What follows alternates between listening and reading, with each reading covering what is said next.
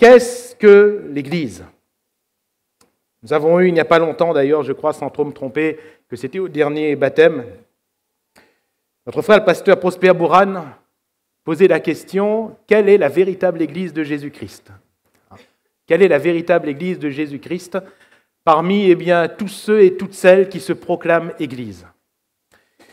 Ce matin, ce ne va pas être mon propos puisque les choses ont été dites et bien dites, mais j'aimerais voir avec vous la construction de cette Église. Comment l'Église se construit-elle? Alors dans 1 Corinthiens chapitre 3, verset 16, 1 Corinthiens 3, 16, nous pouvons lire ceci.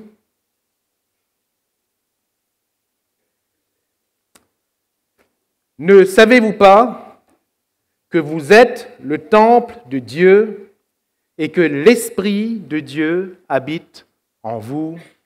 Amen.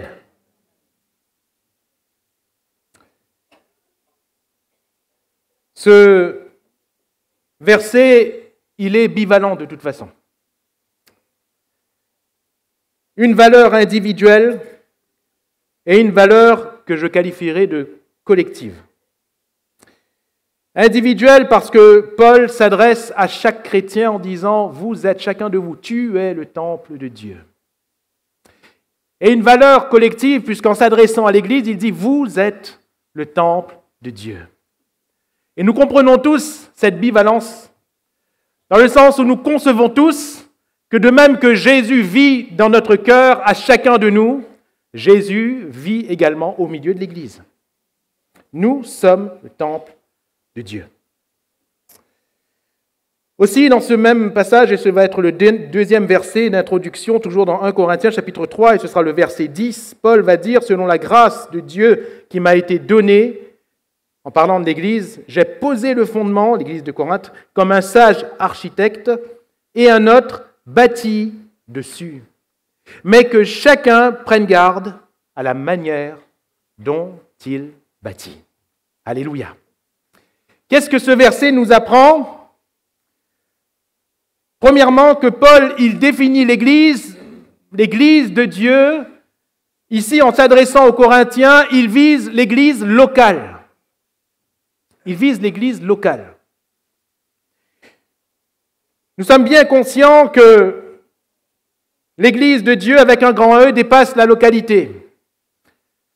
Quand Dieu voit son Église, il voit, c'est sûr, beaucoup plus que l'Assemblée de Dieu de Saint-Louis. Il voit tout ce qui lui appartient de par le monde.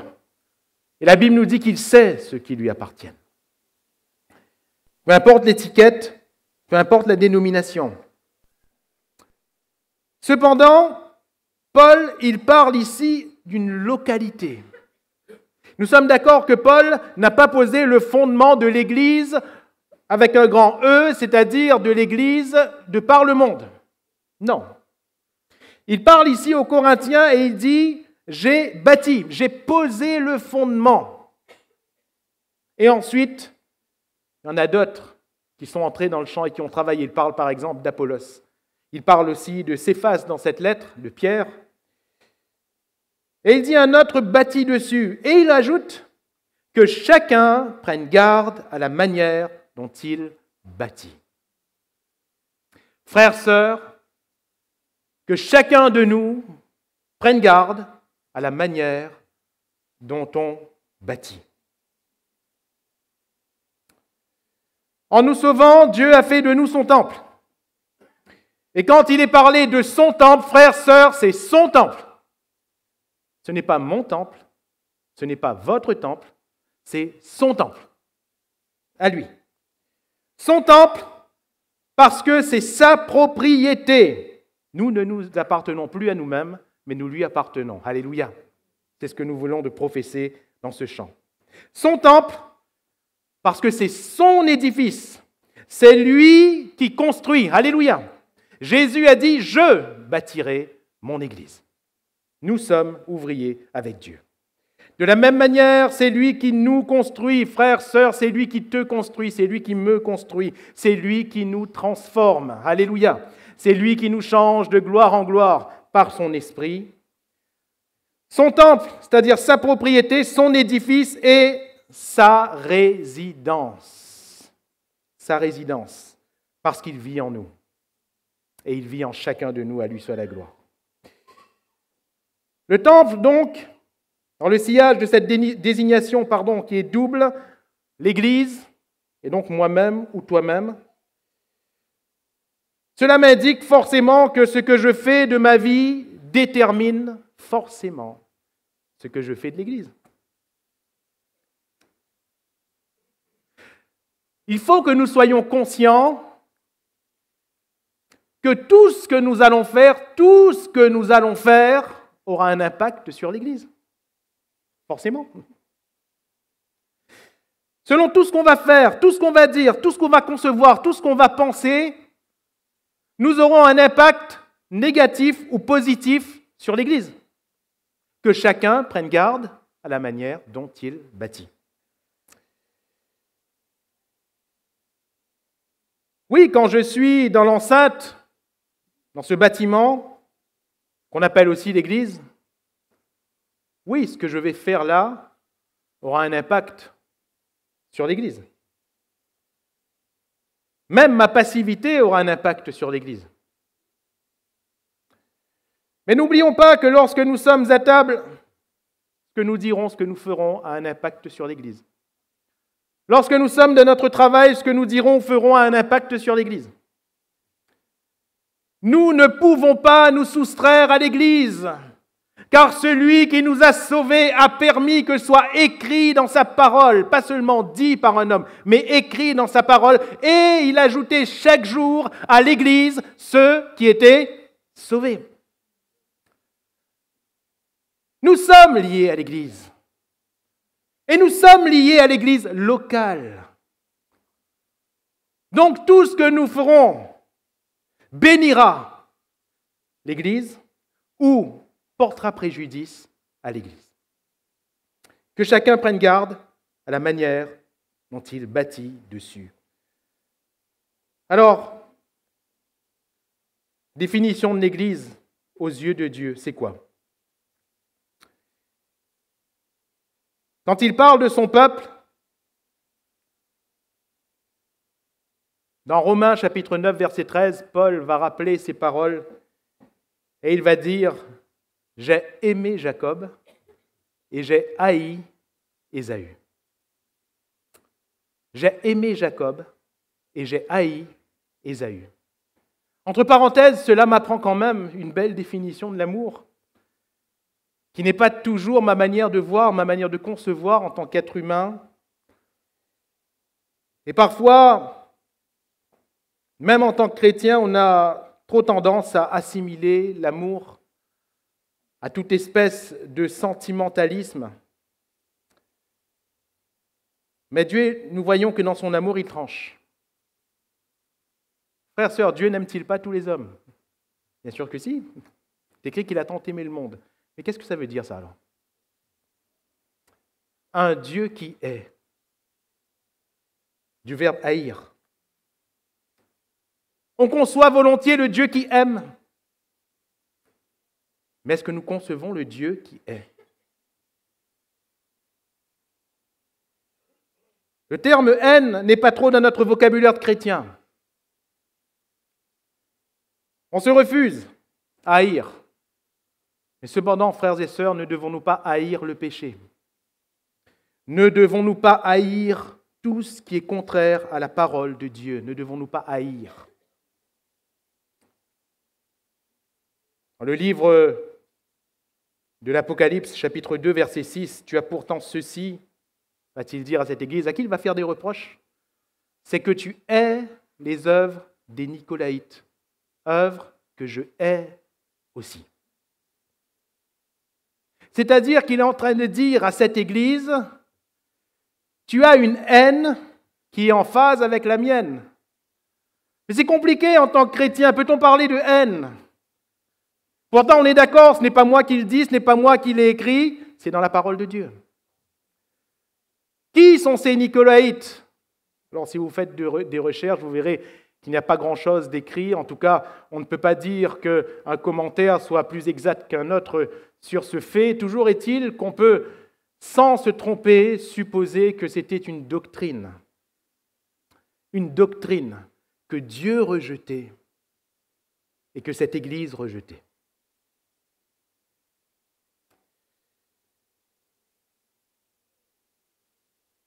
Que chacun de nous fasse attention de la manière dont il bâtit, parce que bien sûr, quand on construit dans l'amour de Dieu, mais quand on construit de manière quand même à rester en phase avec tout cet amour de Dieu. Parce que dans son amour, il y a des choses que Dieu hait. Il y a des choses que Dieu rejette et qu'il rejette complètement. Pour notre propre vie, nous devons donc faire attention, nous devons donc être prudents. Comment est-ce que je construis ce temple ? Comment est-ce que je construis ce temple ? L'Église de Dieu est belle. Elle est belle parce que dans le livre de l'Apocalypse, nous en voyons sa description. Je vous renvoie, vous lirez chez vous, le chapitre 21, ce nouveau ciel, cette nouvelle terre. Et il va voir descendre du ciel d'auprès de Dieu la ville sainte, la nouvelle Jérusalem, préparée comme une épouse qui s'est parée pour son époux. Alléluia. Une épouse qui s'est parée pour son époux. Et comment cette épouse, qui est belle, puisque la description qu'on voit après, eh bien, qui avait la gloire de Dieu, son éclat était semblable à celle d'une pierre précieuse, d'une pierre de jaspe transparente comme du cristal, etc., etc. Vous lirez chez vous, elle est belle cette lecture. Mais comment a-t-elle pu être parée pour ce jour ? Eh bien, Paul va répondre à cette question. Dans Éphésiens chapitre 5, verset 25, nous connaissons ce texte bien pour les époux, et il y a une petite piqûre pour les maris en passant, mais ce n'est pas grave. Marie, aimez vos femmes, comme Christ a aimé l'Église, et regardez, il s'est livré lui-même pour elle, afin de la sanctifier par la parole, c'est-à-dire de la mettre à part. Et comment l'Église est-elle mise à part ? Pas par un mysticisme, pas par une vie de l'esprit qui sortirait du cortex de chacun des croyants, sinon chacun, on vit comme on veut et on dit que c'est bon. Mais il l'a sanctifié par sa parole. Et frères et sœurs, la parole de Dieu est la même écrite pour chacun de nous. Alléluia. Là, on ne peut plus inventer. On ne peut plus inventer, on ne peut plus aller dans nos propres travers, ce n'est plus possible, parce que c'est écrit pour chacun de nous. Il a donc sanctifié par la parole, après l'avoir purifié par le baptême d'eau, afin de faire paraître devant lui cette Église glorieuse, sans tache, ni ride, ni rien de semblable, mais sainte et irrépréhensible. Et là, c'est ce jour d'Apocalypse 21, où tout sera fini. Jusque-là, on vient de le lire, Jésus est en train de travailler. Jésus est en train de préparer. Alléluia. Jésus est en train de nous façonner. Il est en train de nous façonner. Alors, comment est-ce que je construis ce temple ? Quelle est ma part dans cette construction ?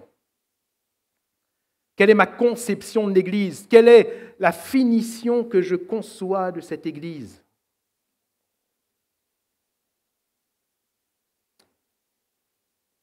Alors j'aimerais succinctement ce matin rappeler les étapes de cette construction. Premièrement, le fondement, c'est Christ. Alléluia. Lorsque nous construisons, si nous construisons en phase avec celui qui bâtit son Église, à savoir Jésus-Christ, nous n'avons qu'un seul fondement. Et ce fondement, c'est Jésus-Christ lui-même. Paul va dire, car personne, 1 Corinthiens 3, 11, ne peut poser un autre fondement que celui qui a été posé, savoir Jésus-Christ. Personne. D'ailleurs, qu'a dit Jésus à Pierre, qui va faire cette merveilleuse confession qui ne vient pas de lui, mais de l'Esprit de Dieu? Pierre va dire, tu es le Christ, le Fils du Dieu vivant. Et Jésus, qu'est-ce qu'il va répondre ? Tu es heureux, Simon, fils de Jonas, car ce ne sont pas la chair et le sang qui t'ont révélé ces choses, mais c'est mon Père qui est dans les cieux. Et tu es Pierre, sur cette confession, je bâtirai mon Église. Jésus baptise son Église sur le fondement qu'il est, lui. La pierre qu'ont rejeté ceux qui bâtissaient est devenue la principale de l'angle. C'est dommage, ils l'ont rejetée. Frères et sœurs, par les temps qui courent, nous ne pouvons plus nous permettre de rejeter le Christ. Malheureusement, on découvre aujourd'hui d'autres fondements. On découvre aujourd'hui, malheureusement, qu'il y a tellement de messages qui se multiplient, tellement de doctrines qui se multiplient. Et le problème de ces messages, le problème de ces doctrines, c'est que Christ n'est plus le fondement. On prêche des messages qui ne sont plus christocentrés. Christ n'y est plus. Il est cité de temps en temps. Mais aujourd'hui, on fonde notre message sur l'homme. Au moins l'homme se sent bien. Au moins l'homme se sent caressé. Il ne se sent plus gêné. Il ne se sent plus bougé. Frères et sœurs, bénissons le Seigneur quand la parole de Dieu nous bouge. Bénissons le Seigneur quand la parole de Dieu nous gêne. Quand la parole de Dieu nous transperce. Parce que nous reconnaissons que là est la parole de Dieu. Elle pique. C'est une épée. Elle transperce. Mais dès que la parole de Dieu nous caresse, posons-nous la question. Jésus, est-ce que c'est toi qui me caresses? Jésus est où? Je ne dis pas que tout est à rejeter. Non, pas forcément. Le Seigneur, bien sûr qu'il nous encourage. Bien sûr qu'il nous tend la main. Bien sûr qu'il nous aide. Bien sûr qu'il nous aime. Alléluia. Et d'entendre une parole de Dieu mielleuse du 1er janvier au 31 décembre, il y a un problème. Forcément, il y a un problème. Il faut prêcher le Christ. Il faut entendre Christ. Il faut vivre Christ.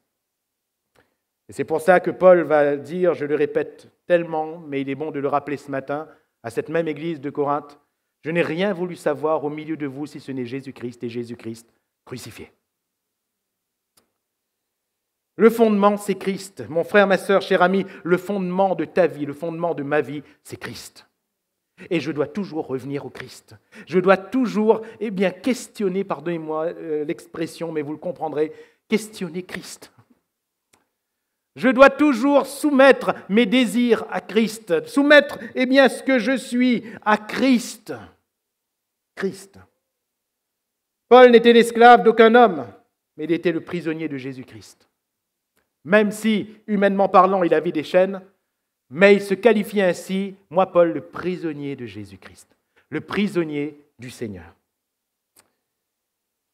Alors, quand on a pris pour fondement le Christ, nous devons faire attention comment nous construisons. Il ne s'agit pas juste d'avoir Christ, de dire Christ, de nommer Christ, mais lorsque je construis sur le fondement qui est Christ, attention de ne pas rebâtir ce que j'ai détruit.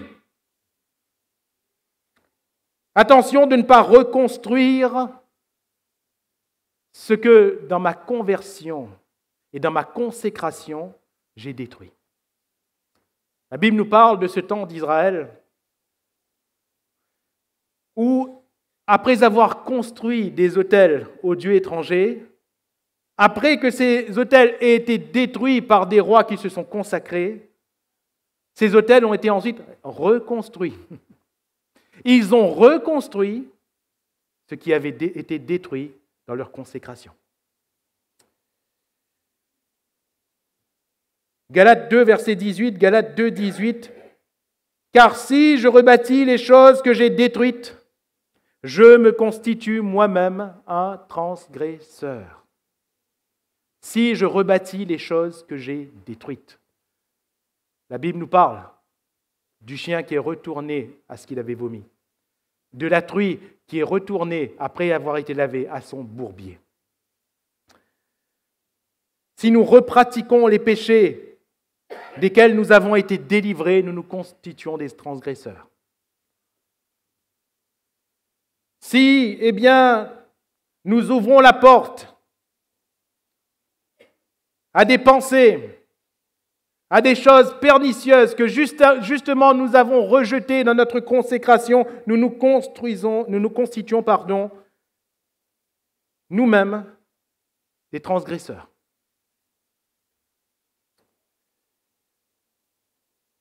Nous parlons ici forcément de tout ce qui va à l'encontre de la parole de Dieu, la chair, le sang, le péché, la convoitise, les colères, la rancune, les disputes, les animosités,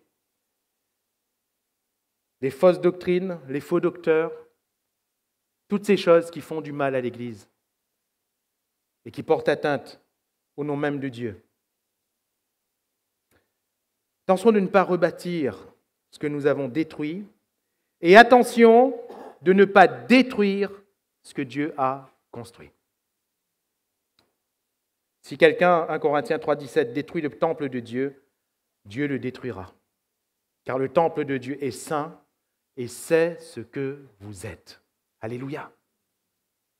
Ne pas reconstruire ce qui a été détruit dans le but de Dieu et ne pas détruire ce que Dieu a construit.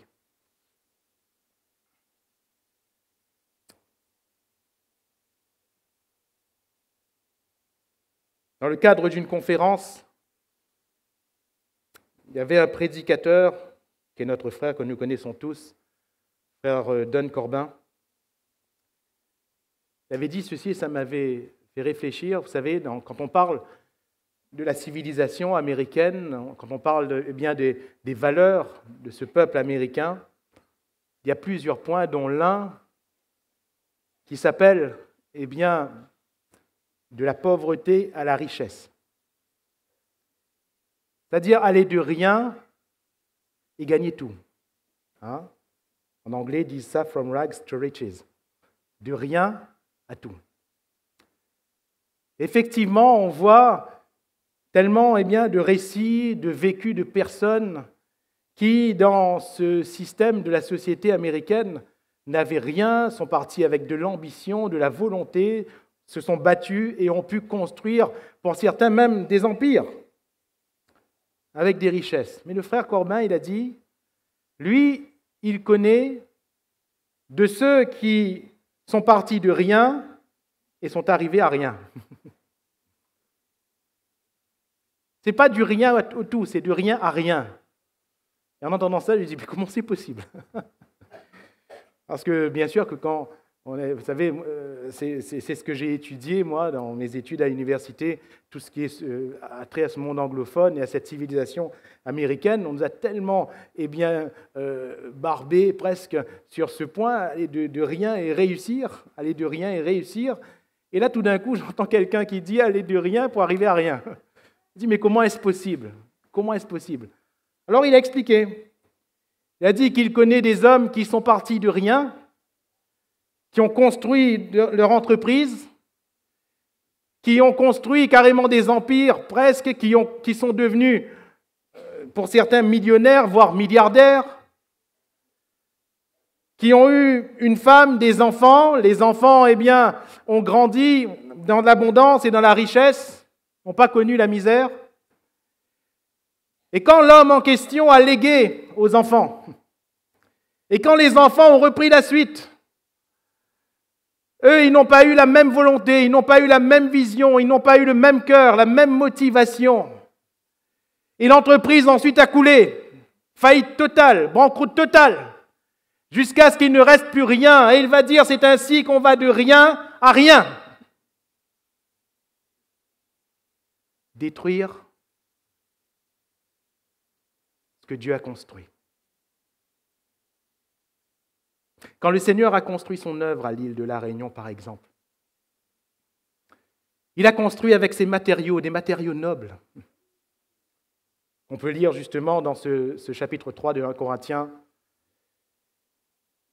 Et ces premiers matériaux étaient des hommes, un homme qui a eu une vision et qui est venu à l'île de la Réunion. Au moment, comme nous le rappelait le frère Prosper, au moment où il n'y avait rien, réalisons combien c'est noble, c'est magnifique de faire là où il n'y a rien. connaissez l'histoire de cet homme qui prépare son matériel de pêche, qui prend sa canne à pêche, qui vise tout, qui regarde tout, qui prépare tout, qui regarde bien les appâts, il prépare tout soigneusement et il va à la pêche. Et il arrive, il s'assoit devant l'aquarium et il pêche. Vous appelez ça de la pêche, vous?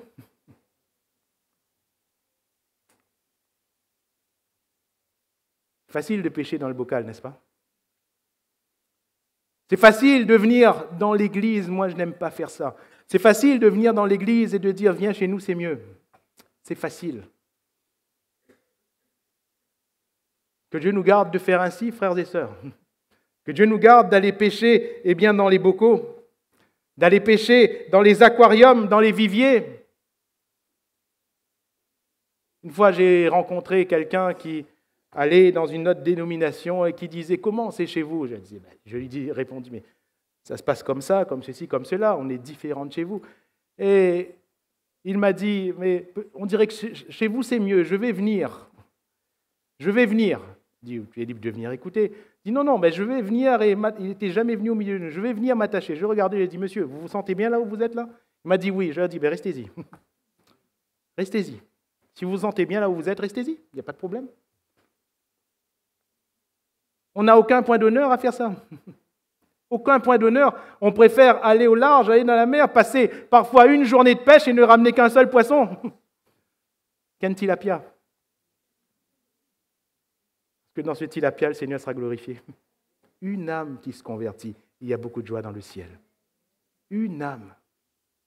Une âme.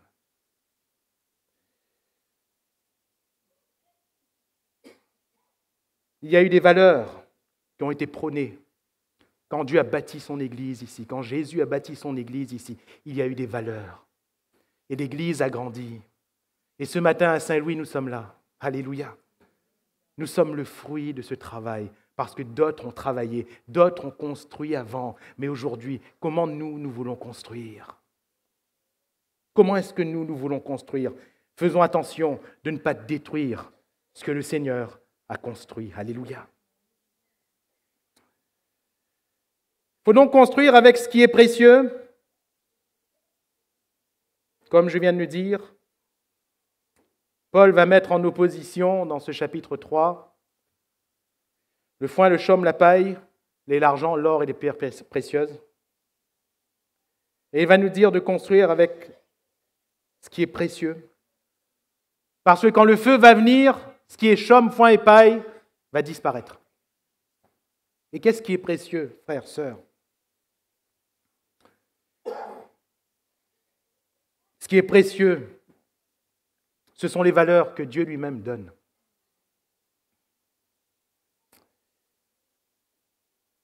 Connaissons ce récit de Marc 11, versets 15 à 17, où Jésus entre dans le temple et, après avoir chassé et fait sortir tous les causeurs de trafic, qu'est-ce qu'il va dire? Il va rappeler la parole du prophète et il va dire, il est écrit, ma maison sera appelée une maison de prière. Une maison de prière. Quelle est la valeur précieuse devant Dieu pour son Église? La prière. Alléluia. La prière. L'Église de Jésus-Christ est une maison de prière. Ce n'est pas une maison de dentelle. Ce n'est pas une maison de show.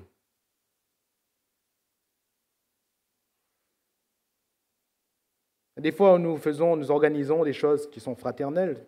Gloire à Dieu. Il n'y a eu pas longtemps une grillade avec les frères, on a regardé un match de foot. C'est sûr que ce n'est pas le royaume de Dieu. Mais on s'est quand même réjouis un instant ensemble. Il y aura bientôt un repas pour les sœurs cette fin d'année. Vous allez vous réjouir ensemble. Mais la maison de Dieu n'est pas une maison de repas en soi, pas une maison de match de foot. C'est une maison de prière. C'est une maison de prière. Nous organiserons encore d'autres repas, nous organiserons des sorties, nous organiserons toutes ces choses. Ça, c'est pour la cohésion de la communion fraternelle. Il faut quand même qu'on puisse discuter ensemble, rire ensemble, faire des choses ensemble. C'est le but. Mais nous devons surtout prier ensemble. une maison de prière. Deuxième valeur précieuse, que j'aurais peut-être dû mettre en premier, mais ne voyez pas l'ordre d'énumération, comme une règle en soi. Maison de prière, le temple de Dieu est le foyer de sa parole. Jésus va dire dans Jean 15, 7, « Si vous demeurez en moi et que mes paroles demeurent en vous, demandez ce que vous voudrez et cela vous sera accordé. » Alléluia. Maison de prière, mais pas de prière dans le sens, pardonnez-moi l'expression, je mets entre guillemets, que personne ne se sente offensé. Ce n'est pas une maison de chapelet. Ce n'est pas une maison qu'on récite en faisant tourner le collier dans la main, vous comprenez? Ce n'est pas une maison de débit de mots. C'est une maison de prière efficace. Et la Bible nous dit que la prière fervente du juste a une grande efficacité. La prière. Et quelle est la prière efficace? Jésus le dit, « Si vous demeurez en moi et que mes paroles demeurent en vous. » La parole de Dieu, disais-je tout à l'heure, ce qui a été écrit nous a été laissé. Et gloire à Dieu parce qu'il a écrit ce qu'il voulait nous laisser. C'est la même parole écrite pour chacun de nous. Nous ne devons pas n'en lire qu'une partie et s'en servir pour des prétextes. Non. Toute la parole de Dieu est bonne. Et s'il y a peut-être un passage qui me conforte, il y en a peut-être un autre qui me met dans les difficultés. Mais peu importe, nous aimons toute la parole. Et nous voulons pratiquer toute la parole. C'est toute la parole qui nous intéresse. L'Église est le foyer de sa parole et comprenez par là le foyer de la saine doctrine. Qu'est-ce que la saine doctrine? C'est la doctrine de Jésus-Christ. Pourquoi devons-nous faire attention à la saine doctrine? C'est parce qu'il y en a des fausses. Il y en a des pas justes, il y en a des pas bonnes. Mes frères et mes sœurs, nous sommes dans un siècle où on voudrait tout qualifier de bon. Pardonnez-moi, mais l'œcuménisme n'est pas biblique. Il n'est pas biblique. Sinon, jamais le Seigneur nous aurait dit ce qu'il nous a dit. Jamais 2 Jean, la deuxième épître de Jean, ne nous aurait dit si quelqu'un vient à vous et apporte une autre doctrine que celle que vous avez reçue, ne le recevez pas. Ne lui dites pas salut, vous vous rendez compte jusqu'où il va? Car celui qui lui dit salut participe à ses mauvaises œuvres. Oh, je recontextualise les choses. Ça ne veut pas dire qu'on ne dit pas bonjour à des rétrogrades. Ça ne veut pas dire qu'on rejette en bloc les rétrogrades. Ce n'est absolument pas ce qui est écrit. Dans le contexte, il s'agit du salut juif. Et le salut juif n'est pas comme un simple bonjour réunionnais. Le salut juif pouvait parfois durer une demi-journée. Le salut juif, c'était carrément un échange qui commençait par « Salut à toi, comment ça va? Ça va? Oui, ça va, ça va. Et la famille? Et comment ça va ?» Et ça y allait, ça y allait, ça y allait, ça y allait. C'était carrément un échange. Là, je recontextualise les choses. Il ne s'agit pas que l'on pêche en disant bonjour à quelqu'un. À mon avis, à mon humble avis, c'est mal poli. C'est mal poli. Mais bon, ce n'est que mon avis. Mais si il nous fallait vivre un œcuménisme, s'il nous fallait ouvrir la porte à toutes sortes de doctrines, le Seigneur n'aurait pas écrit ces choses. Il ne nous aurait pas donné, ces directives. Jean n'aurait pas, lui l'apôtre de l'amour, il n'aurait pas dit de telles choses. Quand Jean dit dans sa première épître, ils sont sortis du milieu de vous, afin que l'on sache qu'ils ne sont pas des nôtres. Cela nous apprend quand même la prudence à l'égard de ces choses. Et cette prudence, qui est loin d'être légaliste, doit cependant être le garde-fou de chacun d'entre nous. Un petit peu de levain fait lever toute la pâte. Je le disais aux candidats au baptême vendredi soir, selon l'instruction que nous avons et qui est commune à toutes nos églises, on on enseigne à faire attention aux fausses doctrines, à ce qu'on pourrait lire d'ailleurs, et je leur disais ce témoignage vrai qu'un jour, un pasteur va enseigner à juste titre, j'ai trouvé intéressant cette analyse, enseigner à juste titre les fausses doctrines les plus pernicieuses, et va dire que ce sont des gens qui prêchent à l'église ou à des églises ou à un ensemble de personnes et dont le message, il y a 95% de bon. Et puis tout d'un coup, il y a 5%, hop, ça va contre un point de doctrine, un point de la parole, complètement contre. Et un chrétien est venu voir ce pasteur à la fin et a dit, mes frères, si c'est juste 5%, on peut écouter. Si c'est juste 5%, c'est pas grave, frère, il y a eu quand même 95% de bon. Et le pasteur, qui n'avait pas trop le temps d'explication, lui a dit, écoute, pas de problème, frère. Ce soir, vous allez prendre votre soupe. Le frère a dit oui. Il a dit, juste avant de prendre votre soupe, là, quand la réunion est terminée, puisque là, c'est terminé, je dois voir une personne, ensuite, je passe chez vous. Attendez-moi, je vais passer et je vais mettre une goutte de cyanure dans votre soupe. Et ensuite, vous pourrez boire. Et il va dire, mais pasteur, mais je vais mourir. J'ai dit, c'est rien, c'est une goutte. Tout le reste de la soupe est bonne. Là, ce n'est qu'une goutte, c'est rien. Tu peux boire. Mais pasteur, je vais mourir. Mais je te dis que c'est une goutte. Pourquoi est-ce que tu veux qu'il y ait un problème si c'est une goutte, puisque dans 5%, il n'y a pas de problème. 5% de mauvais. Et bien sûr que ce chrétien était confus. Mes frères et mes sœurs, j'aimerais vous le dire simplement, mais tout aussi solennellement. Soyez prudents. Soyons prudents. Soyons prudents. Tellement de choses circulent sur Internet. Soyons prudents. Qu'est-ce que nous regardons? Qu'est-ce que nous recevons? Qu'est-ce que nous cautionnons? Et j'ai dit aux candidats au baptême, vous pourrez leur demander. Même quand Johan Ilan il prêche, ou quand Samuel Taoshi il prêche, vérifiez dans la Bible, regardez si c'est vrai. Prenez cette habitude, regardez si c'est vrai. Et si ce n'est pas vrai, venez nous voir à la fin. Dites, frère, ce que vous avez dit, ce n'est pas vrai. Croyez-moi, on se mettra à genoux. Parce que la parole de Dieu est notre autorité, la nôtre comme la vôtre. La Bible est au-dessus de nous. Le foyer de sa parole est donc enfin, maison de prière, foyer de sa parole et donc temple de l'Esprit. Ne savez-vous pas, on l'a lu, que vous êtes le temple de Dieu et que l'Esprit de Dieu habite en vous? Si on obéit à la parole de Dieu, si on la met en pratique, et si on prie, on permet à l'Esprit de Dieu d'agir en nous. Personne ne peut maîtriser l'Esprit de Dieu. Personne ne peut connaître parfaitement l'Esprit de Dieu. Que va dire Jésus à Nicodème? Le vent. Tu entends le bruit, pas vrai? Mais tu ne sais ni d'où il vient, ni où il va. On ne maîtrise pas l'Esprit de Dieu. On ne maîtrise pas. Le Seigneur ne nous demande pas de le maîtriser. Le Seigneur nous montre que c'est à lui de nous maîtriser. C'est à l'Esprit de Dieu de nous maîtriser. Ceux qui sont conduits par l'Esprit de Dieu sont enfants de Dieu, sont fils de Dieu. Il ne va nous maîtriser que s'il nous remplit. Il ne va nous maîtriser que s'il prend les commandes. Et comment va-t-il prendre les commandes? Par la parole de Dieu et par la prière. Et si nous vivons la parole de Dieu, nous pouvons être sûrs que nous sommes en phase avec l'Esprit de Dieu.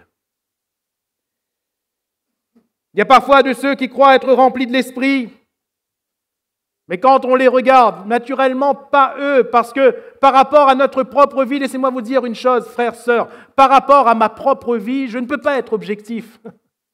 C'est impossible. C'est impossible.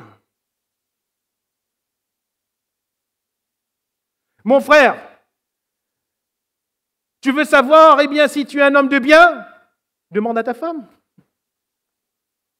Demande à ta femme. Elle va avoir un regard objectif.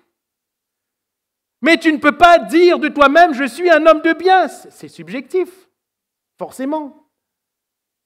Ce n'est certainement pas juste. On ne peut pas. On ne peut pas. Comment? Saurais-je que le Saint-Esprit est d'accord avec moi et que je suis d'accord avec le Saint-Esprit, ce n'est pas par rapport à un sentiment que j'aurai. C'est lorsque la parole de Dieu sera pleinement glorifiée dans ma vie, alors les autres le verront. Alléluia. Et extérieurement, on rendra témoignage. Il n'y aura pas besoin de forcer quoi que ce soit, on rendra témoignage. Et Dieu sera glorifié. Nous sommes le temple de Dieu et l'Esprit de Dieu habite en nous. Alors j'aimerais conclure ce partage. Il y aurait encore beaucoup de choses à dire, mais je m'arrêterai là.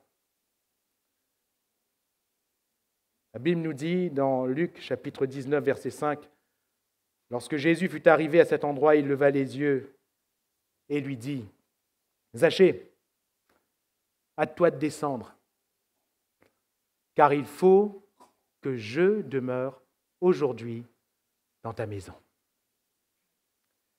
Frères, sœurs, il faut que notre maison soit celle de Jésus. Il faut que notre maison soit celle de Jésus. L'église de Jésus n'est pas l'église où Jésus est à la porte. L'église de Jésus, c'est l'église où Jésus est entré et où il réside. Et ce que je fais de ma vie, je le fais de l'église de Jésus-Christ. Si Jésus est dans mon cœur, le Seigneur sera pleinement glorifié dans l'Église par ma vie. Et on le reconnaîtra. Il n'y aura pas de trouble. Il n'y aura pas de difficulté. Pour cela que Jésus il a un désir, il faut que je demeure aujourd'hui dans ta maison. Et j'aime bien ce verbe demeurer, habiter, rester. Seigneur Jésus, reste au milieu de nous. Seigneur Jésus, reste dans chacun de nos cœurs. Seigneur Jésus, sois glorifié en chacun de nous, afin que l'on reconnaisse qu'au milieu de l'Église, tu es Dieu. Alléluia. Courbons-nous et bénissons le Seigneur.